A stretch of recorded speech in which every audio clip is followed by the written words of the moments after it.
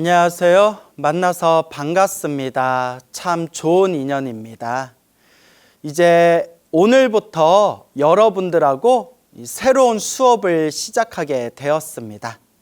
그래서 우리가 함께 공부할 내용은 예불문, 천수경, 반야심경 이 세 가지를 찬찬히 꼼꼼히 살펴보는 시간 가져보도록 하겠습니다. 제가 불자님들께 강의를 하면서 늘 강조하는 내용이 있어요. 한국의 불자라면 묻지도 말고 따지지도 말고 예불문, 천수경, 반야심경 이 세 가지는 무조건 외워야 된다라는 말씀을 자주자주 드립니다. 그래서 한국의 불자라면, 한국의 사찰에 다니는 불자라면 이 예불문, 천수경, 반야심경 이 세 가지는 모든 의식, 모든 의례에 다 이제 포함되어서 나오기 때문에 우리가 한국 사찰에서 어떠한 의식이나 어떠한 의례에 참여할 경우 반드시 예불문, 천수경, 반야심경을 꼭 외워야 된다. 이 예불문, 천수경, 반야심경이 외워놔야 우리가 어느 사찰에서 한국 불교의 불자로서 의식, 의례를 함께 참여할 때 우리가 수월하게 그 부처님의 향한 불공과 의식, 의례를 우리가 수월하게 동참할 수가 있다. 이제 이런 말씀을 자주 드립니다. 그래서 우리 주변의 불자님들을 보면 예불문, 천수경, 반야심경 외우신 분들이 많은데 막상 그 뜻을 여쭤보면 뜻을 전혀 모르시는 분들이 많더라고요. 예불문의 어떤 뜻인지, 천수경이 어떤 뜻인지, 반야심경이 한글로 어떤 의미인지 모르는 불자님들이 굉장히 많아요. 그래서 심지어는 절에 30년, 40년, 50년 절에 다니신 분들한테 아금, 청정수, 변희감로다, 봉헌삼보전 이게 예불문 첫 구절이지 않습니까? 이게 무슨 뜻이에요? 라고 여쭤보면 대답 못하는 분들이 많아요. 예를 들어서 지심, 귀명래, 서건동진, 급아해동 할 때 서건동진, 급아해동이 무슨 뜻이에요? 하면 대답을 못하시는 분들이 많습니다. 절에 30년, 40년, 50년 평생 절에 다니시면서 천수경을 달달달달달 천수경을 외우셨는데도 정구업진언, 수리수리, 마수리, 수수리, 사바 무슨 뜻이에요? 라고 하면 대답을 못하는 분들이 많아요. 열애 10대 발언문, 원하영리 사막도, 원하속단 탐진치, 원하상문 불법승, 원하근수 개정에 천수경에 나오는 열애 10대 발언문을 이게 무슨 뜻입니까? 여쭤봐도 대답을 못하시는 분들이 의외로 많습니다. 자, 그래서 우리가 예불문, 천수경, 반야심경을 달달달달 외우는 것은 기본적으로 중요하지만 외웠으면 이게 우리말로, 우리 한글로 무슨 뜻인지 정도는 이해해야 된다라는 것을 우리 불자 여러분들께 꼭 당부드리고 싶습니다. 그래서 예전에는 이 예불문, 천수경, 반야심경 포함해서 부처님의 경전, 부처님의 가르침을 공부하기가 굉장히 힘들었어요. 이렇게 스님들이 체계적으로 경전 공부할 수 있는 그런 장소도 부족했고 또 심지어 지방이나 시골에 계신 분들은 어디 큰 절, 도심지에 있는, 도시에 있는 큰 절에 와서 경전 공부하기가 그렇게 쉬운 시대가 아니었습니다. 근데 지금 시대를 살펴보면 제가 보기에는 우리 이 땅에, 이 한국 땅에 불교가 들어오고 나서 가장 불교 공부하기 좋은 시대가 바로 지금인 것 같아요. 누구나 앉은 자리에서 인터넷 동영상만 딱 하고 키면 얼마든지 과거 큰 스님들 법문과 설법을 다 찾아볼 수 있고 웬만한 경전들 강의하고 있는 그런 스님들의 수업, 그런 강의도 우리가 쉽게 찾아볼 수 있는 시대입니다. 아니 오히려 더 심각하고 진지하게 이야기하자면 너무나 쉽게 불교 강의를 들을 수 있는 시대다 보니까 또 심지어는 부처님의 가르침을 왜곡해서 그렇게 설명하는 그런 가짜 도인들 혹은 불교를 자기 마음대로 이제 왜곡해서 해석하고 있는 그런 잘못된 강의조차 많은 정도입니다. 뭐 이렇게 이야기하면 뭐 그러면 광우야 너는 뭐 강의를 제대로 하냐? 부처님 정법대로 너는 강의를 똑바로 하고 있느냐? 뭐 이렇게 이야기하면 저도 엄청 부끄럽죠. 저도 항상 공부하면서 부끄럽다. 내가 참 많이 부족한 사람이다 라는 생각이 듭니다. 그래서 제가 항상 마음으로 다짐하는 게 사람들에게 쉽게 이야기는 전달하되 반드시 밑바탕에는 부처님의 말씀, 부처님의 경전을 근거로 두고 이제 사람들에게 설명하고 설법하고 법문하고 강의해야 된다라는 것을 제가 늘 되새기고 있습니다. 그래서 반드시 불자님들께 부처님의 가르침을 전할 때에는 내 생각을 최대한 집어넣지 말고 나라는 내 생각, 내가 알고 있는 생각을 내가 내 스스로 자의적으로 해석해서 전달하는 것이 아니라 최대한 부처님의 경전에 나와 있는 내용을 근거로 삼아서 그렇게 사람들에게 전달해야 된다라는 것을 늘 마음속에 그렇게 되새기고 있습니다. 물론 그렇게 제가 노력해도 잘 안 될 때가 있어요. 저도 아직 공부가 부족한지 예전에 오래전에 강의했던 것을 다시 이렇게 제가 강의한 걸 제가 들어보면 그때 내가 이걸 왜 그렇게 설명했지? 이건 내가 좀 잘못 설명한 것 같은데? 라고 마음이 쫄깃쫄깃할 때가 있어요. 그래서 옛 어른 스님들도 말씀하셨지만 공부하면 공부할수록 견해가 더 넓어지고 견문이 더 넓어지게 된다. 그래서 10년 전에 봤던 책을 10년 후에 다시 보면 그 책을 볼 때 느낌이 또 다르게 다가온다고 하지 않습니까? 그래서 제가 느끼는 게 법문무량 서원학이다. 법문무량 서원학. 법문은 무량하다. 법문은 헤아릴 수가 없어서 부처님의 가르침, 부처님의 법문은 무량하고 헤아릴 수가 없어서 서원학. 그 부처님의 법문을 다 배우기를 제가 서원하겠습니다. 부처님의 법문은 헤아릴 수 없이 깊고 심오하고 많지만 그래도 제가 그 부처님 법문을 다 배우기를 서원하겠습니다. 맹세하겠습니다. 라는 법문 무량 서원학이라는 그런 사홍서원의 말씀이 있습니다.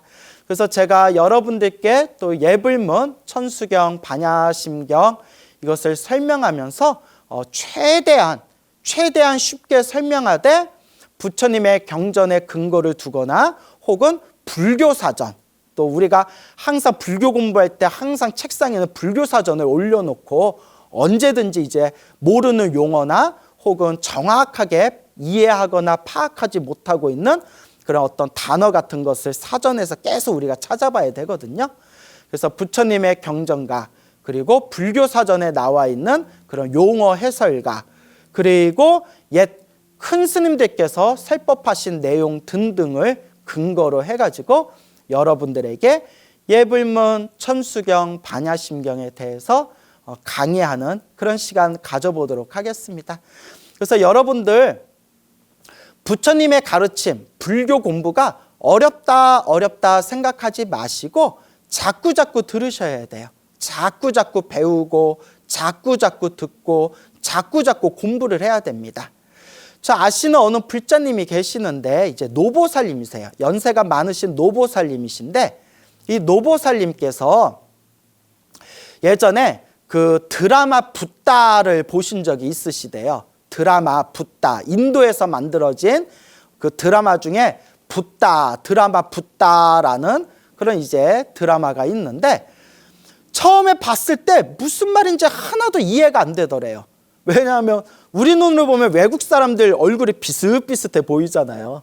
그래서 저 사람이 저 사람인지 이 사람이 이 사람인지 너무나 헷갈리더래요. 그래서 그게 한 몇십 부작 되는데 그 몇십 부작이 되는 붓다라는 부처님의 생애 드라마를 처음부터 끝까지 일단 다 봤대요.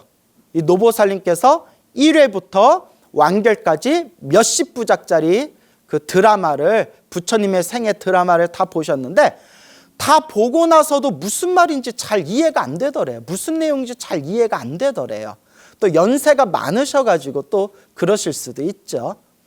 그래서 두 번째 똑같은 그 드라마를 두 번째 또 돌려봤대요. 두 번째 돌려보니까 그때서야 저 사람은 누구고 이 사람은 누구고 그리고 또 중간에 나오는 저 사람은 또 어떤 사람이고 이런 게 이제 조금씩 윤곽이 잡히고 대충 이제 스토리가 조금씩 이해가 되더래요. 두 번째 보니까. 그 다음에 세 번째를 보셨대요. 세 번째를 봤더니 처음에 봤을 때 이해 안 되던 내용들이 이렇게 퍼즐이 맞춰지듯이 그때부터 이제 이해가 조금씩 되더래요. 그리고 이미 두 번을 이미 봤기 때문에 세 번째 봤을 때는 저때 이제 누가 튀어나오더라. 저때 이제 어떤 사건이 펼쳐지더라. 저 사람이 무슨 사고를 치게 되더라. 저때 부처님께서 이와 같이 말씀을 아마 하셨을 것이다. 이런 게 이제 머릿속에 복기가 되더래요. 그리고 네 번째 보셨대요. 야, 대단하다. 그러니까 계속 하루 종일 재방송을 돌려보셨대요. 이제 정규 방송, 재방송 하는 시간표를 다 이렇게 메모를 해놓고 TV 앞에다 딱 붙여놓고 계속 이제 재방송으로 계속 보신 거예요. 그렇게 네 번째를 봤더니 그때서야 이제 내용이 그 몇십 부작의 그 드라마 붓다의 내용이 술술술술 이해가 되시더랍니다. 그리고 불교대학에 입학해서 부처님의 생애라는 책을 딱 공부를 하는데 부처님의 생애를 공부하고 그 강사 스님의 강의를 들으면서 머릿속에서 자연스럽게 부처님의 생애 드라마 붓다의 그 나왔던 영상들, 그 장면들이 머릿속에 차 파노라마처럼 펼쳐지면서 그렇게 부처님의 생애에 그 책과 그 강사 스님의 강의가 머리에 술술 들어오면서 이게 그때 그 내용이었구나라는 게 이렇게 정리가 조각조각 맞춰지듯이 정리가 되시더랍니다. 제가 이 얘기를 듣고 옳거니 하고 무릎을 탁 쳤어요. 바로 그와 같이 공부하는 겁니다. 우리가 처음에는 뭐 예불분 배우고 천수경 배우고 반야심경 배우면 처음에는 무슨 말인지 모를 수도 있어요. 왜냐하면 평소에 사용하지 않았던 생소한 용어, 생소한 단어들이 나오기 때문에 머릿속에 정리가 아직 안 돼 있을 때거든요.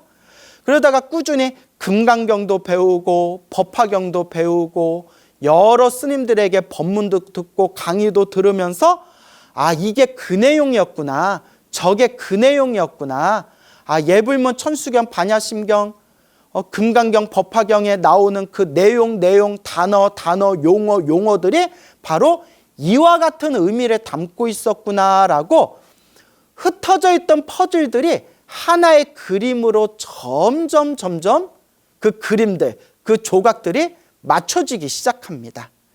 그러면서 부처님의 가르침에 한 걸음 한 걸음 다가가게 되는 거예요. 그래서 어렵다 생각하지 마시고 자꾸 들으셔야 됩니다. 그리고 제가 우리 불교 공부하는 불자님들께 꼭 당부의 말씀 드리는 게 이 세상에는 수많은 가르침이 있고 수많은 사상들이 있어요. 그리고 사람들마다 서로 이 세상을 바라보는 관점, 이 세상을 바라보는 의식의 구조가 저마다 조금씩 차이가 있기 때문에 이 100사람이 이 진리에 대해서 이야기하면 100사람의 말이 저마다 다 달라요. 심지어 스님들도 부처님의 가르침을 해석할 때 100분의 스님들이, 100명의 스님들이 부처님의 가르침을 해석하는 것이 100명의 스님들이 또 저마다 관점이 다 다릅니다. 그래서 광우 스님이 강의할 때 내용이 다를 수가 있고 다른 스님들이 강의할 때 부처님 가르침을 해석하는 방법이 다를 수도 있어요. 평생 불교대학에서 평생 불교학을 연구하신 불교학자, 불교대학 교수님들도 저마다 부처님의 가르침을 해석할 때 저마다 관점이 다를 때가 굉장히 많습니다. 그러면 우리는 무언가 하나의 기준이 있어야 되잖아요. 내 말이 다르고 네 말이 다르고 불교학자들 말이 저마다 다를 때 서로가 바라보는 관점은 다르다 하더라도 하나의 중심, 하나의 기준점이 있어야 되잖아요. 그게 바로 경전입니다. 부처님의 말씀, 부처님의 경전. 부처님은 이와 같이 말씀하셨다. 이게 굉장히 중요합니다. 제가 출가한 지 이제 25년이 다 돼가는데 저도 선방에 가서 선방에서 참선 공부도 해보고 그리고 그 조사어로 그 중국의 선종 조사들의 말씀을 모아놓은 조사어로 수십 권을 제가 다 읽어보고 그리고 또 시중에 나와 있는 불교학과 관련된 책들도 뭐 제가 다 읽어봤겠습니까마는 도서관을 이렇게 훑어다니면서 그 도서관에 있는 먼지가 뽀얗게 묻은 책들도 살펴보고 그러면서 제가 얻은 결론은 우리 불자는 부처님의 말씀, 부처님의 경전으로 돌아가야 된다.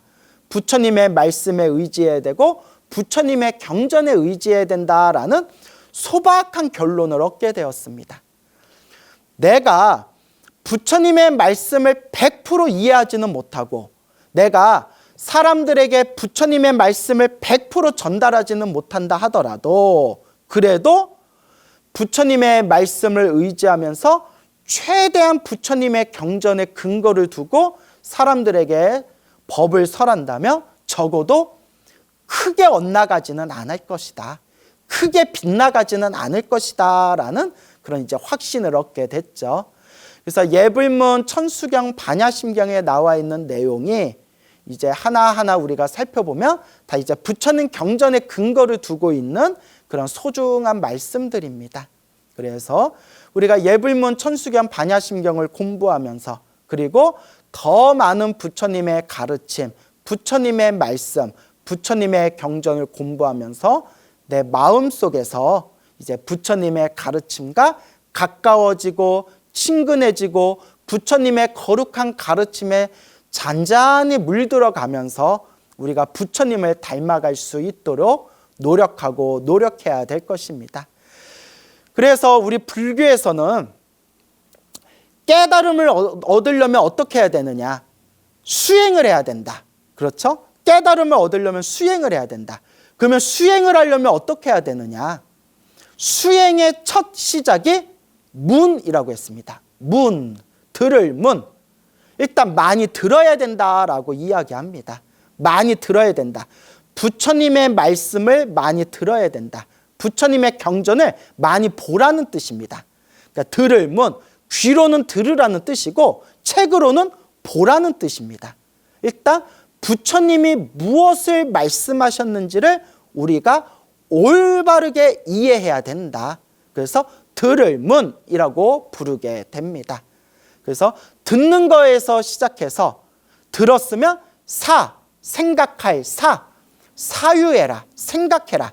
듣는 거에서 이제 앵무새같이 외우면서 끝내는 것이 아니라 들었으면 부처님의 가르침을 마음으로 사유하고 마음으로 이해해야 된다라는 뜻이 되겠습니다. 그리고 듣고 사유했으면 몸으로 실천해야 된다. 닦아야 된다. 그래서 닦을 수라고 부릅니다.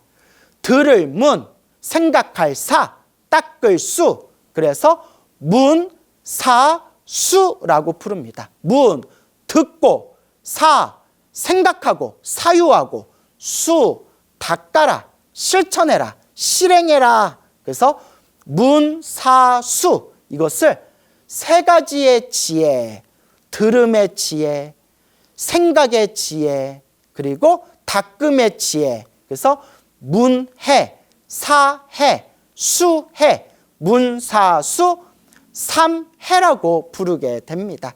그러니까 여러분들이 이렇게 예불문 천수경 반야심경 강의를 들으면서 금강경, 법화경, 경전을 공부하면서 그렇게 훌륭하신 법사님들의 그런 법문을 들으면서 그냥 듣는 것 자체가 이미 수행의 첫 시작이 한 걸음 한 걸음 이루어지고 있는 겁니다.